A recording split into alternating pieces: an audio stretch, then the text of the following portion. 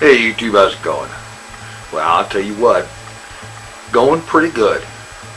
First thing I have to say is a hearty, wholehearted, seriously heartfelt thank you to everybody that's been donating, to this family that needs basically to be pulled back from the brink of falling off the edge of everything.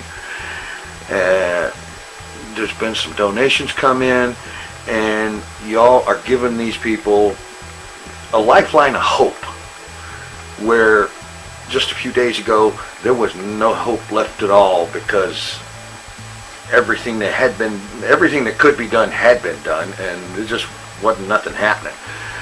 But now there is a shot that there is some actual hope. So thank you very much. You're all awesome people. It's absolutely fantastic. Definitely very much appreciate all that you all have done. Now, I also have some news to go with that, thanks. Completely unrelated, but it's news. I have got a hold of something I've been wanting since the first time I saw it. And that is Banished, that new city building game that I've been talking about recently. It is awesome. It's absolutely fantastic. And now I've got it. And episode 1 of that new Banished LP is up right now. Link is in the description. And on a similar note to Banished, it's time for the Jool City report. And now for the Jool City report. Okay, things doesn't look a whole lot different, but there is some differences here. Not a whole lot of land has been purchased because growth has to be slow at the beginning. Let's see, we left off last in 1985. In June of 1996, I built the first school, so that students no longer have to leave town to go to neighboring towns to go to school or whatever. And there's 132 students. That's a good average. It usually has about that. 26 teachers, an A+ grade, and it costs $25 a year to operate. So that's doing good. Oh, stop it. I have it paused. Okay. The city's power system, the original power plant that was here, it blew up in January of 2012.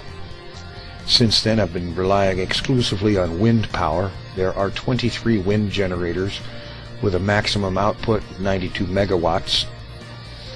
And I will be putting in a few more of these along here, because I noticed these red and yellow flashing lightning bolt things indicate that these buildings do not have power. So I need to work on that as funds become available for it. Each one costs $100 to build.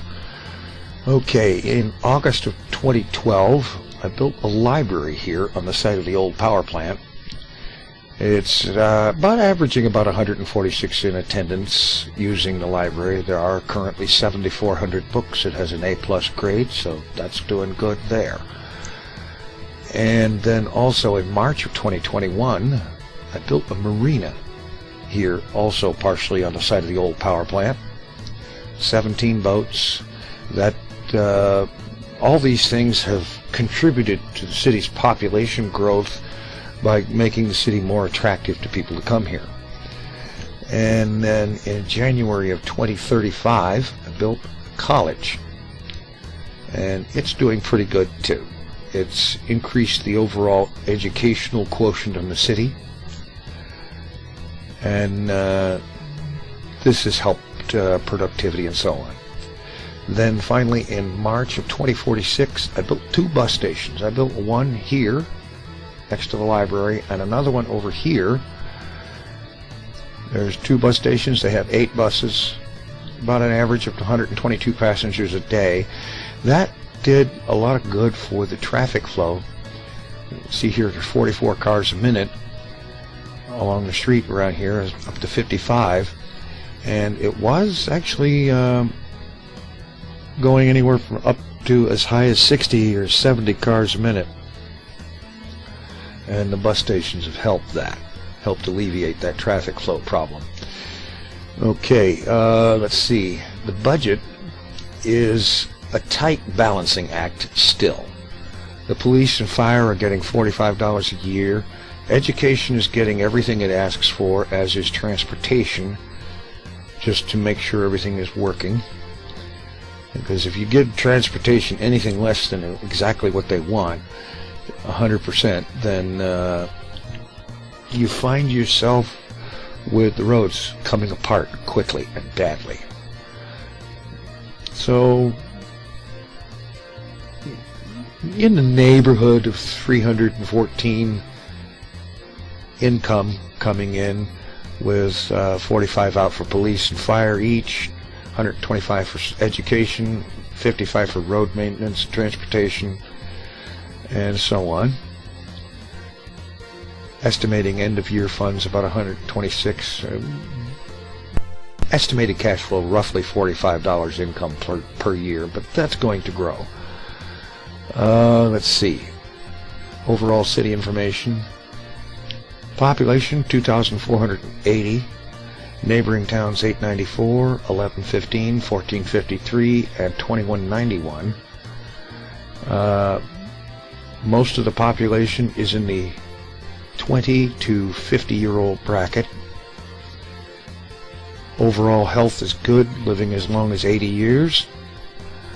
Education is doing pretty good. When I put the college in, the education quotient jumped from around 100 up to 125, and the library will help keep that up there, as will the eventual addition of museums, which I'll be getting to. The plans for the future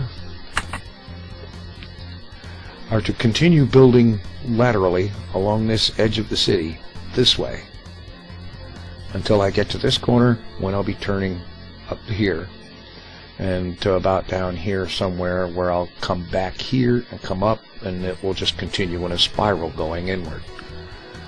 That's pretty much where things are right now in March of 2050. I'm going to continue, and the next check-in will be in the neighborhood of, 2150. We'll go another 100 years and see how the city looks then.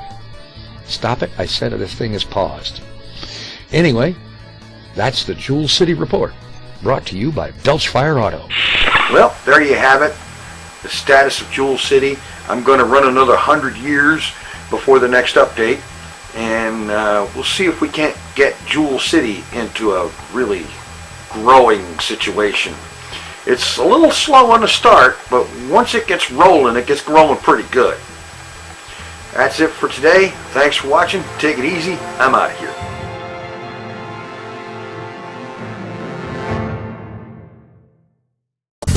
Here's the Tinfoil Strip.